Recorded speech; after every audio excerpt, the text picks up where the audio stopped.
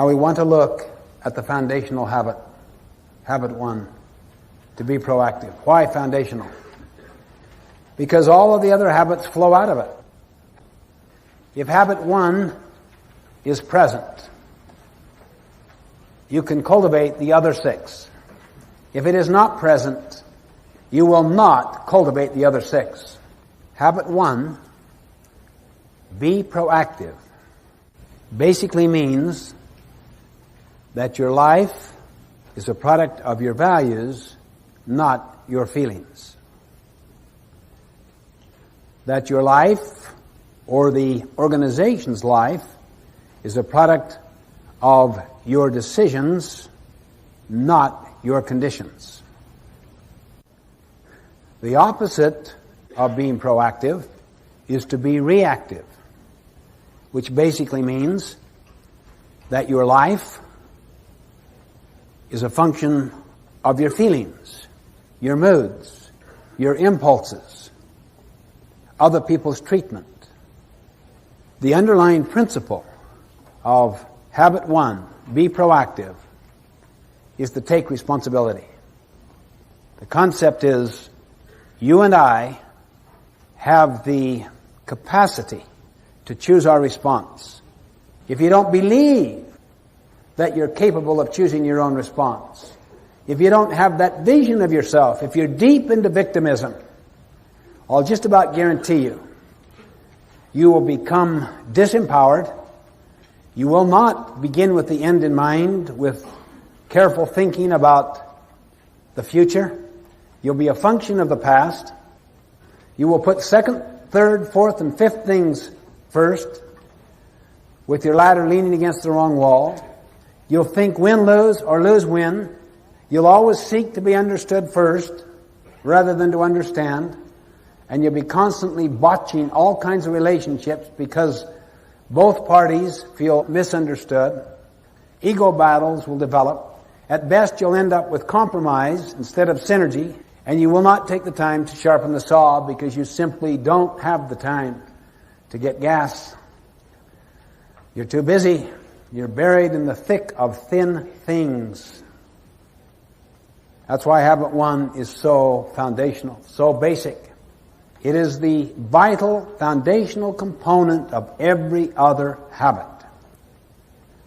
Again, let's define it as the capacity, the desire to subordinate impulses, moods, feelings, conditions to values based on principles. To subordinate.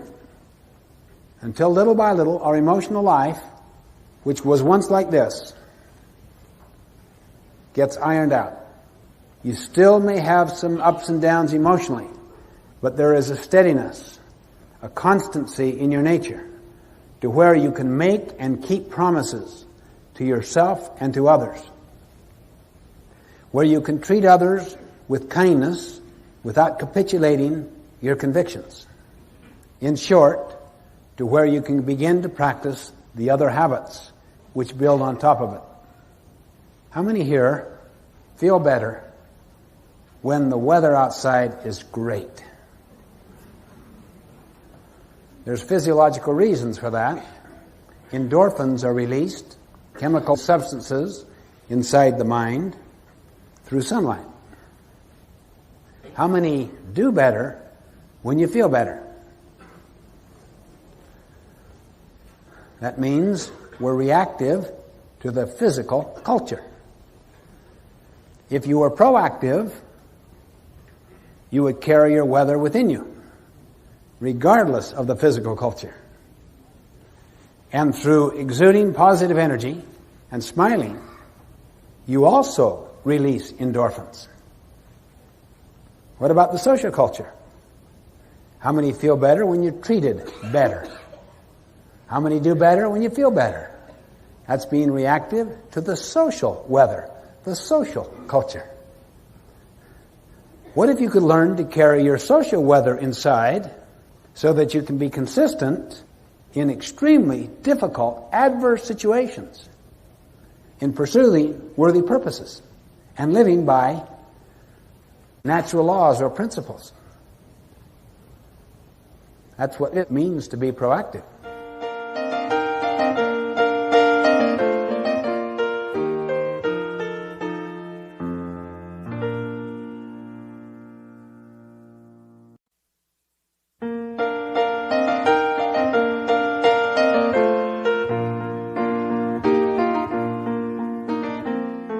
We're tested every day in 1,000 little ways, in the ordinary things.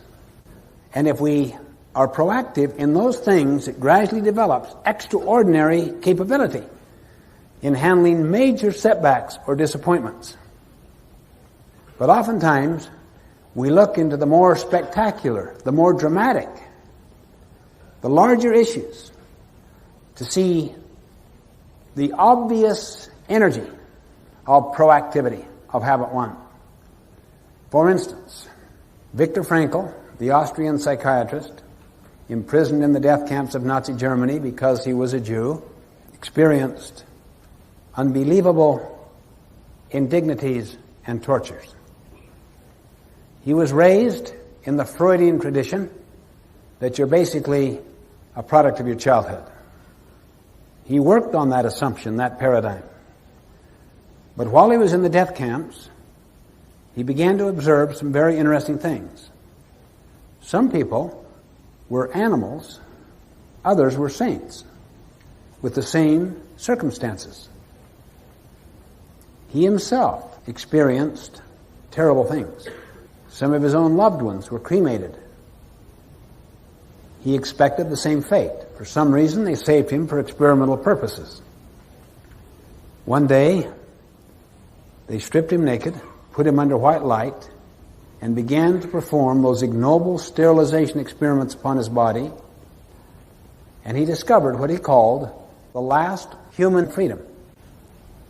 The power to choose my response to any condition, to anything that happens to me. He called the last human freedom.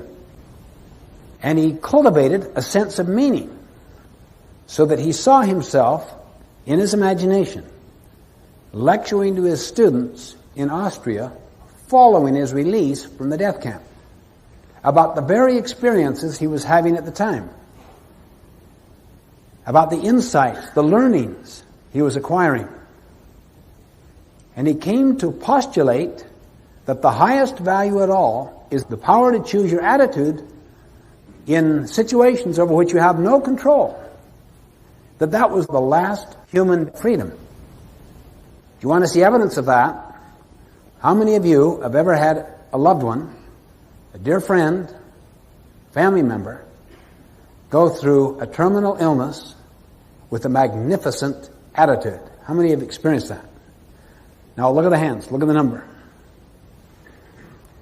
How many of you were enormously inspired by such modeling?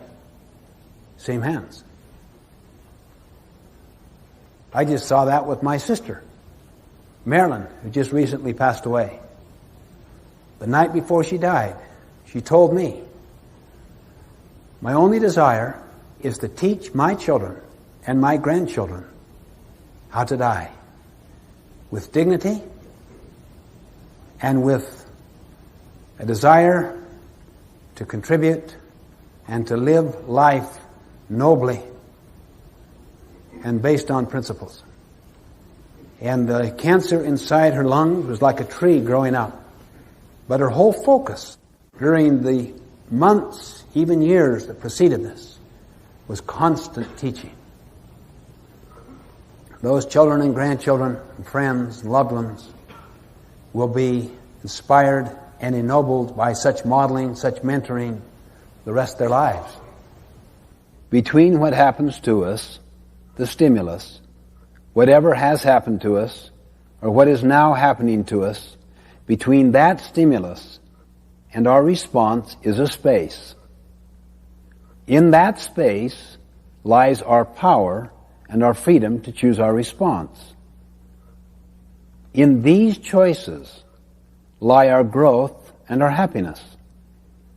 In other words, with the right choices, eventually the response we choose begins to influence the stimulus. This is what Viktor Frankl discovered. And through exercising his memory, that is his self-awareness, and his imagination, and his conscience, by asking questions such as, what is this situation asking of me, instead of, what do I ask of it? Why are they doing this to me? And also by exercising his own independent will, this freedom became larger and larger until it was larger than his Nazi captors. Not his liberty. Liberty is a condition of the environment. Liberty is a condition of the externals. Freedom is a condition of the person, of the internals. We have control over our freedom, not in the short run over our liberty.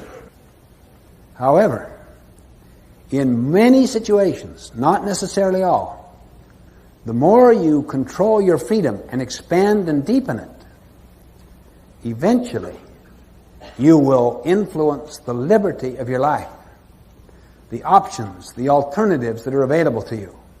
Eventually, your head will create your world. Your response to the stimulus will eventually influence the stimulus. And to some degree, he experienced that. He also had the hypothesis, or tried to look at the hypothesis. What enables these people in the death camps to survive? Is it their survival skills? No. Is it their intelligence? No. Is it their health? No. Those things were eventually equalized, lost. Helped a little initially, but eventually they were gone. Is it their family structure? No. The thing that enabled survival was a vision of the future, a sense of meaning about a work yet to do, a contribution yet to make. And this became the basis for his brilliant autobiographical account of these experiences called Man's Search for Meaning. Even a friend of his was so miserable he wanted to commit suicide, and Frankl pressed him, "Why don't you?" He said, "Because if I predeceased my wife, it would make her so unhappy and miserable, and I love her so." That alone gave him meaning to survive. And he would constantly ask the question, what is life asking of you in this situation? Don't let the things you can do nothing about interfere with the things you can do a great deal about.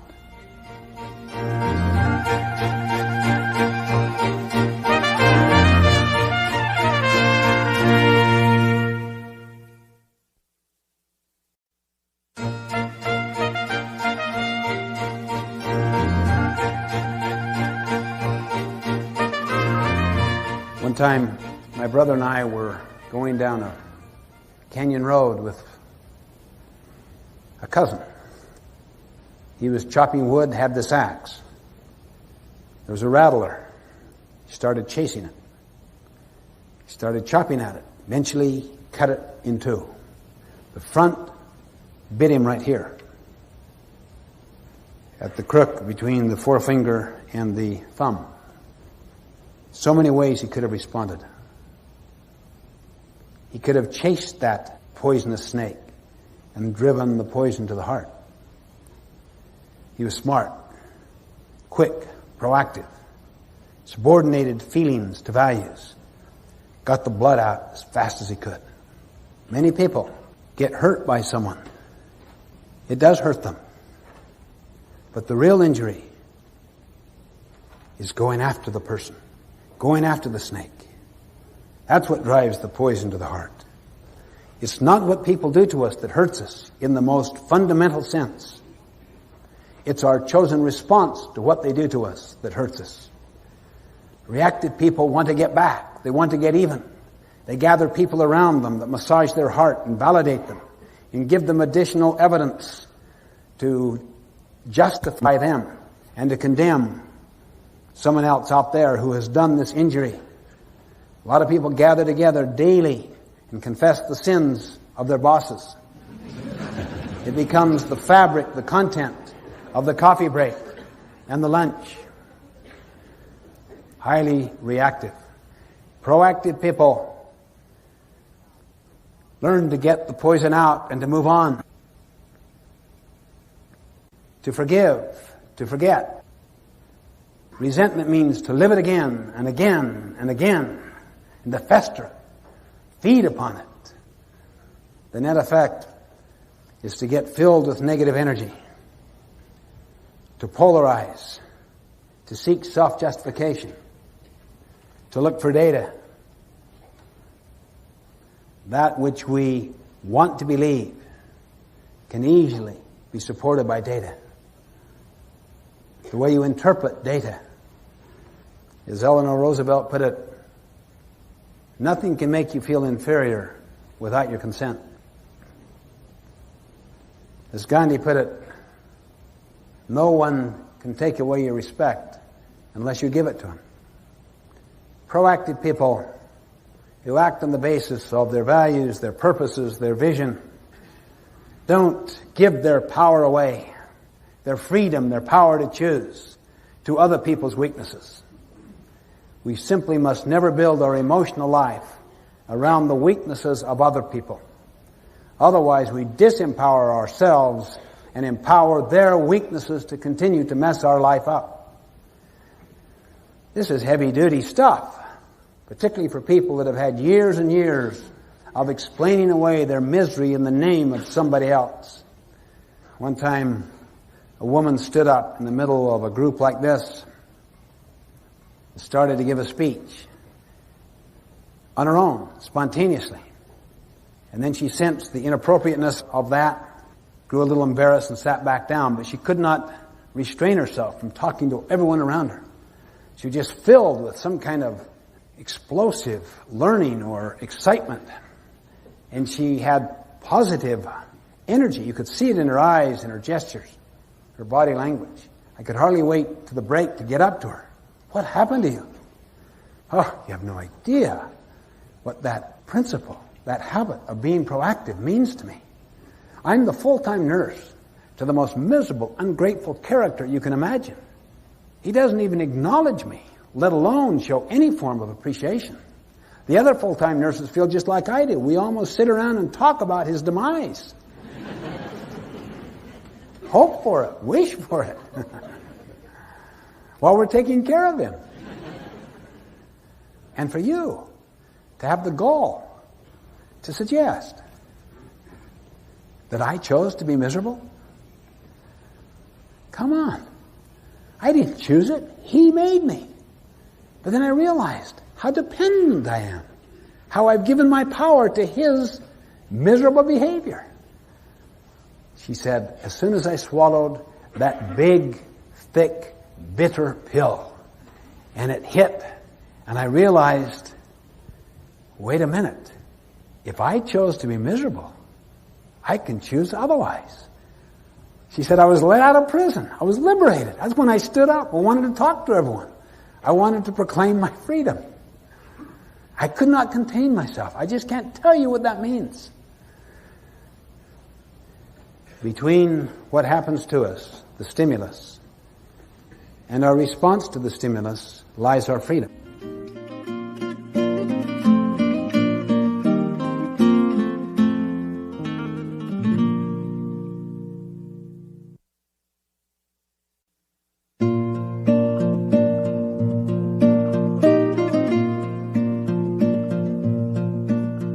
All our behavior and our actions flow from our paradigm. Deterministic psychology tends to break out into three areas, three fields. Genetic determinism, psychic determinism, environmental determinism. Genetic determinism basically means your grandparents did it to you. Yeah, I have a short fuse. It just seems to go through generations. My father has one, and his father. Yeah, I'm a night person. Yeah, whole family is. Don't talk to me in the morning. I'm not pleasant. This has come through the generations. You see, what if I had a predisposition because of my genetic makeup? Okay. That is the stimulus. Between that and our response to it is our freedom to choose our response. So what would we do? We'd adopt a lifestyle so that it didn't activate that genetic tendency, so that our lives were not made dysfunctional from it. Now, this isn't to say that we are not genetically powerfully influenced. It is to say that we are not genetically determined. And the difference between being influenced by and determined by is 180 degrees. Psychic determinism means your parents did it to you, not your grandparents. It didn't come through the DNA necessarily, the chromosomal structure of the DNA. Your parents did it to you. It's the way they raised you. It's very Freudian. Child is father to the man. That means the first few years of childhood, how you were treated and raised, how you were rejected, how you developed deep psychic wounds from those abuses of one kind or another, so conditioned your emotional makeup, your personality, as to last a lifetime. The child is father to the man. And many have heard, once you're 6, 7, 8, that's it. It's pretty much in concrete. There's not much you can do. Psychic determinism. No question those forces powerfully influence us. In fact, for the first several years of life, until the time of self-awareness around 7, 8, 9 years old, there is no separation between stimulus and response. So that whatever stimulus went in here went right into the response. And the psychic scarring is there. The genetic tendencies are there. As soon as self-awareness begins to take place, there's a separation.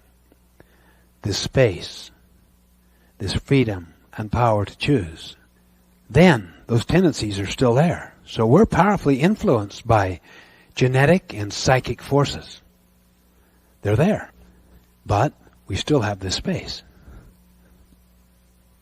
We could behave in ways that might even possibly erase these. Or if not erase them, subordinate them. Eclipse them. Render them non-functional. They still may be there to some degree. Possibly they could be erased through different kinds of therapies. The point is, you still have this freedom to choose. Even if it's that much, work on it.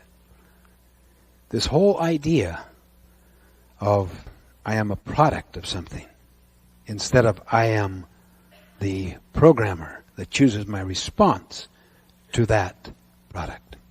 Environmental determinism basically means that your spouse is doing it to you.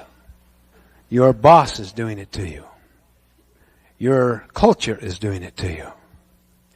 Environmental determinism embraces the whole concept of external cultural influences.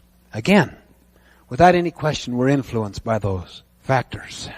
Need to be factored in, but not determined. That's why habit 1 is the habit of personal vision. You can choose your response by the exercise of that freedom, that power to choose, the highest of the powers. In that space are 4 human endowments: self-awareness, imagination, conscience, and independent will. Frankl could envision himself. He could see himself in a whole different situation. A company can envision its future. That's why they say the essence of leadership is vision, and the ability to create a culture around that vision, so that there's commitment toward that vision that is common, so that everyone exercises collectively their imagination. Even though they have this awareness of the swamp-like culture they're in now, They're aware, see, self-aware. They stand apart and can examine. If we live out of our memory, we're tied to the past and to that which is finite. When we live out of our imagination, we're tied to that which is infinite. That's unbelievable potentiality, because we barely scratched what is inside of us. And then independent will. We can act on that imagination. We can act on that conscience.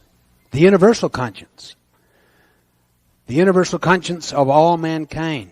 And we can act upon it. We could swim upstream. We could go against the current. You need all four human endowments to optimize. Self-awareness is not sufficient. In my opinion, it's focused on too much. The constant exploration of one's past and the psychic and social scarring that took place. Not that it is not helpful and useful. I think it is. But it is not sufficient. It gets imbalanced if you don't use your imagination to create something new, to find a new meaning, a new value, a new future, and to independently exercise your willpower to move toward it. But imagination is insufficient. Hitler was an imaginative person, but he had no conscience. He was very value-driven, but the values were not based on principles. It's self-awareness, plus imagination, plus conscience, plus independent will. The key is to take time to pause in that space, to tap into those human endowments. Self-awareness, imagination, conscience, and independent will. Then begin to act. Small, slow ways.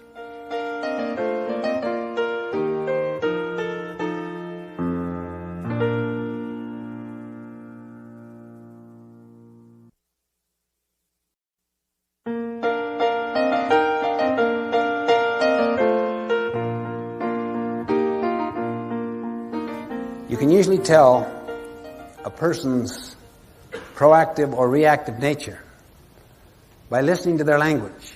It's kind of the fingerprint of where the locus of control is, whether it's inside or outside. Really. I can't do this. I have to do this. I had a student one time. Would you excuse me from class? I have to go on a tennis trip. I said, what? We just finished talking about how the language of the proactive person is, I choose to, I prefer to, yes, no, I will. The language of the reactive person, I have to, I must, if only, I can't, I haven't time, I'm low man on the totem pole, look what's above me, the people who need this aren't here, or if they are here, they're not getting it.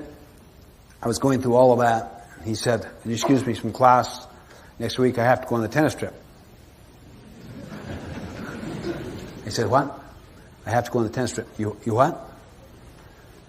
I have to go. You have to go? You have to go? Oh yeah.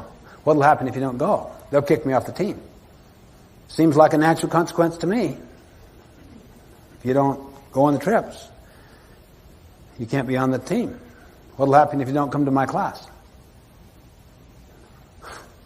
I don't know. What's the natural consequence of not coming to class? I don't know. I mean, think. What naturally will happen if you don't come to class? Well, I mean, you wouldn't kick me out, would you? Well, that would be a social consequence. That's artificial. It's not natural. If you won't participate, you shouldn't be on the team. On a tennis team, that would be natural. What will naturally happen if you don't come to class? I guess I'd miss the learning. That's right. I know if it were me, I'd choose to go on the tennis trip. But never say you have to do anything. You have the power to choose. He meekly said, I choose to go on the tennis trip and miss my class.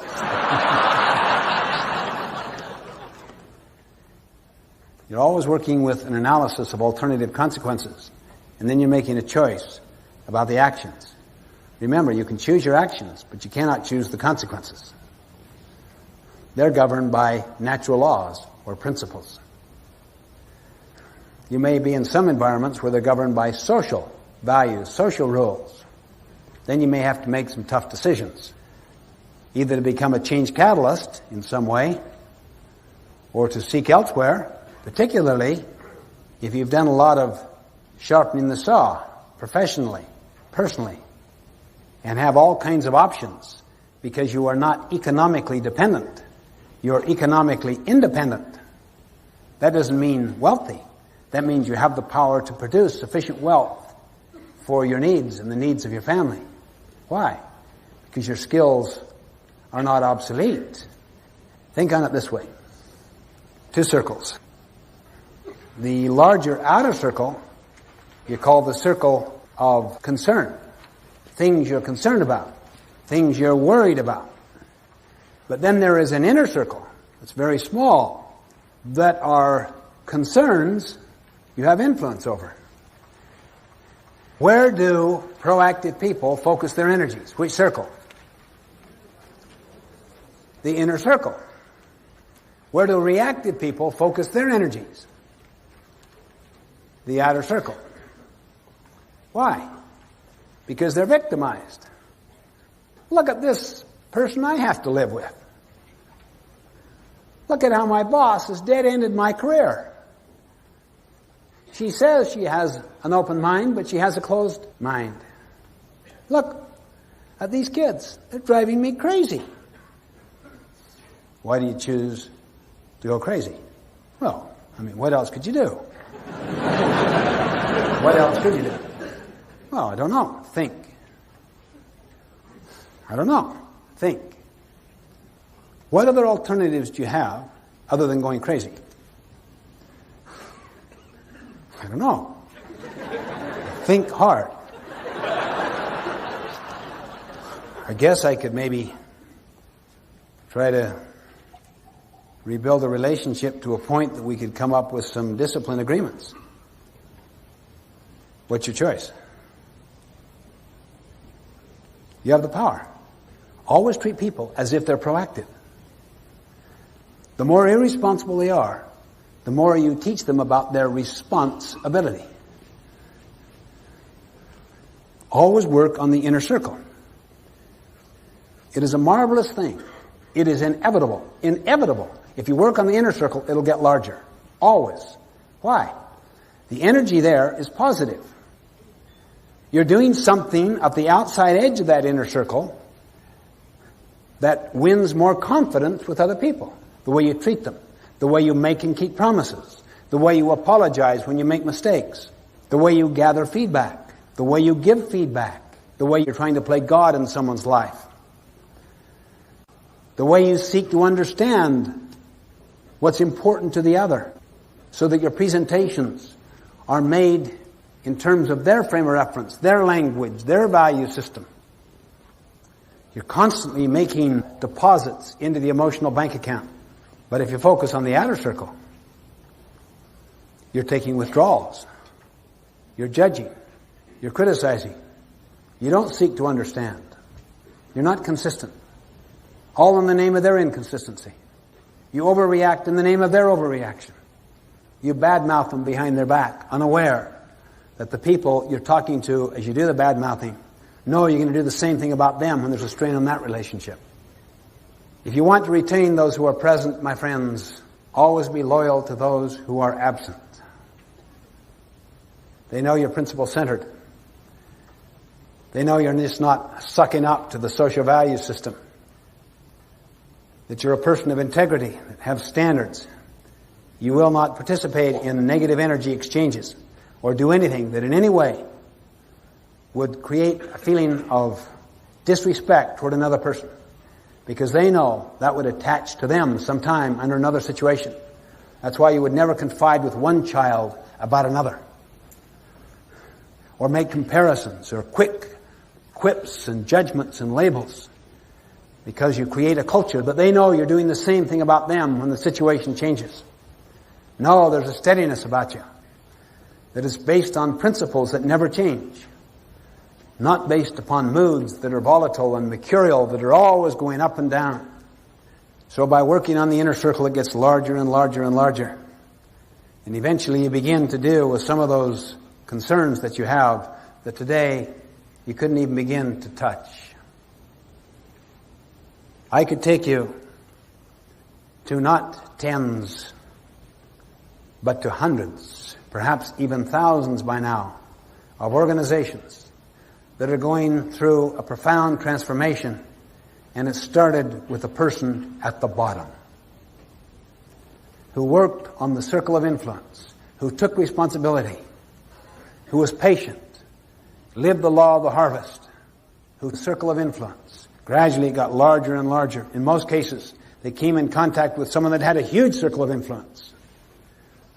Then leverage, multiplication took place.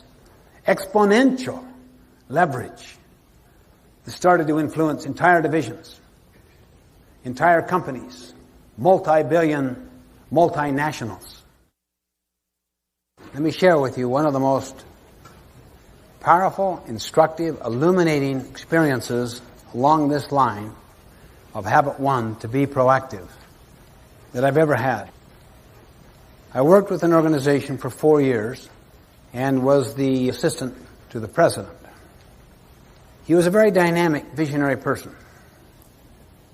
So talented, so intelligent, so visionary, that it could just about compensate for a multitude of sins as far as the outside world was concerned. But his style was very controlling and dictatorial. Consequently, all the people around felt that they were treated like gophers, as if they had no judgment of their own. Go for this, do this, gopher, gopher, gopher, gopher, gopher, see. And they would sit around, basically, in the executive corridors, confessing the president's sins. Swapping war stories. Let me tell you the latest. I had things going. He came into my department, gave a different signal, and totally disrupted the whole point. You think that's... Wait till you hear this one. Hey, why don't we get together at lunch? We can go further into it. It's fun. It's fun because it becomes a kind of common cement that unites you. Construction people have the expression bad mud, meaning if the basic content of the brick is flawed, you stress the brick, it'll break. It's the same thing happens every time you badmouth. It's bad mud. At the time, it unites you, but you take a stress on that relationship, it'll break it, because they know you're doing the same thing. The inner circle withers. One man, name was Ben. He was proactive. His life was not a function of the president's weaknesses. He was aware of them. They were in his circle of concern, but not his circle of influence. Therefore, he smiled a lot. He didn't disempower himself. He used his strengths to compensate for the president's weaknesses in his own small circle of influence, with his own people. Very strong, considerate, courageous, buffer. He ran with the president's strengths, which were prodigious, enormous. So in his area, the president's strengths and his strengths compensated for the president's weaknesses. Started to cause his circle to get larger in his own area. He also exercised so much more initiative. He was treated like a gopher. Go for this, go for this. But he was the best gopher around. He not only went for the data, he tried to anticipate the need. I think the president wants that for a board meeting. I'm going to give him the data, the analysis of the data, and the recommendations based on that analysis. And I'm going to put it in the presentation form. The president would say to me, I can't believe, Ben. It's just amazing, really. Look what he's done. I asked him to get this. He anticipated my need. He's analyzed it. He developed alternative recommendations. He came up with one, and it's in the form that I can make to the board. I think I'll have him make it. Circle of influence. Next meetings. Go for this. Go for this. Go for this. Go for this. Ben, what's your opinion? What do you think the reactive minds did in the executive corridors that day? See, reactive people are always looking for evidence. I'll bet there's some kind of favoritism going on here. The problem is, Ben dealt with them in the same way he dealt with the president. Over a 4-year period, I saw Ben become the number 2 person in the organization. His circle of influence got so large. Even the president would not make any significant moves without Ben's blessing. And Ben read the culture, understood the culture. So the president's weakness in style was being compensated for by Ben's strength with cultural awareness, so that the president's judgments about how to implement this vision, actualize the vision, was strengthened. It's an amazing thing.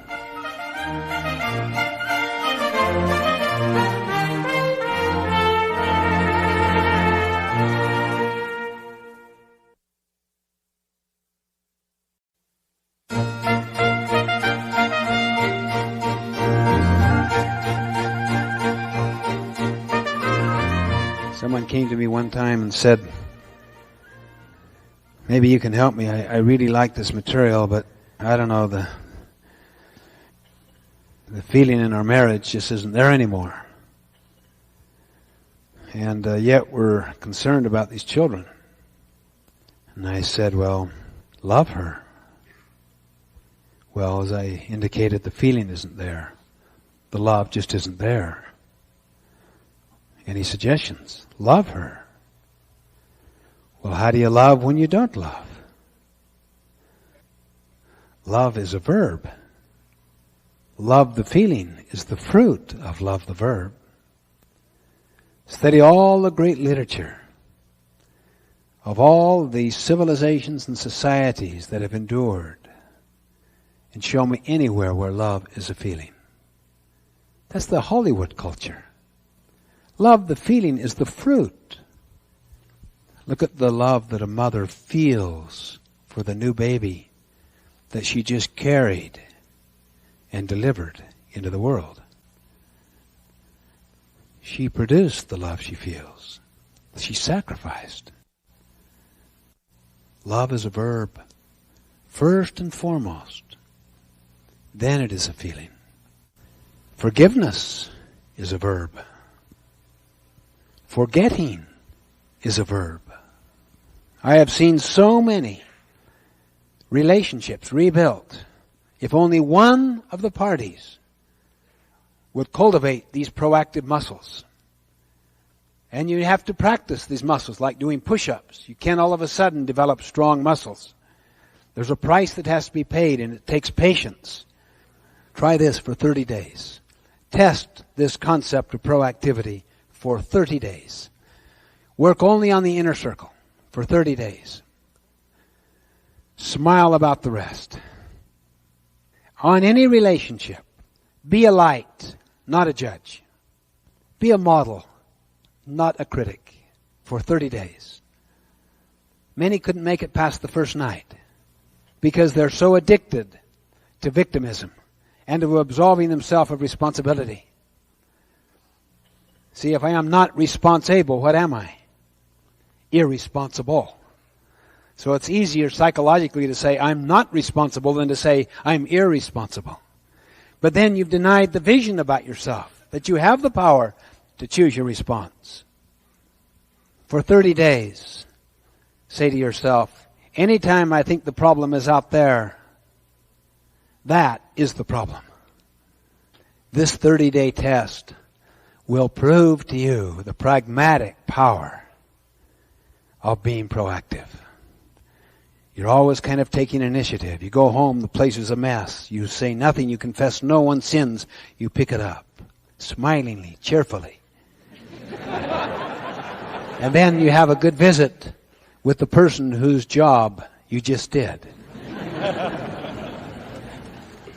And you don't give in, but you don't give up. You're pleasant. I want to listen to you first. What happened? You honor the person. You had the power to choose your response. Just do it for 30 days. 30 days. What is the downside, my friend? One of the initial downsides, they'll question your sincerity. You're killing me with kindness and all that. Is this the new thing you learned? Did you attend a parenting seminar? I thought you said that this was a management seminar. Think of the upside. You could become a transition figure in your own family. You know what that means? How many here see tendencies in you you're not happy with? How many see some of those tendencies going into your kids? How many have grandkids and you see some of them going to that generation? How many see some of those tendencies in your parents? Grandparents. I just went through 5 generations. You know what a transition figure is? It means you stop the transmission of those tendencies with you. You stop them. They don't go into your kids. If they're deep in you, you're going to have to practice more proactive muscles, imagination, conscience, independent will, more integrity, more personal sacrifice till they get out of you so they don't go into your kids. It doesn't affect them, their spirits and their attitudes. You came out of an angry family and you're just full of gentleness, sweetness, and kindness. Why?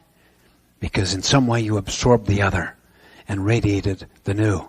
That was part of your mission statement. You came out of families that did fighting and flighting to solve problems. You've learned to do problem solving synergistically. Do you know what it'll do? It'll back up. It'll start to affect your brothers and sisters, your parents if they're still living. That's what a transition figure is. To stop that and to create a new tradition. Same thing in your business. As you know full well, the old bureaucracies, the old authoritarian approaches are dying out. They survive only on a local or regional basis. When you're against the global marketplace, you've got to have deep empowerment. You can't be a little tin god anymore and throw your weight around and create a high trust culture. You have to learn to tap into the latent intelligence of all people. That's what a transition figure is.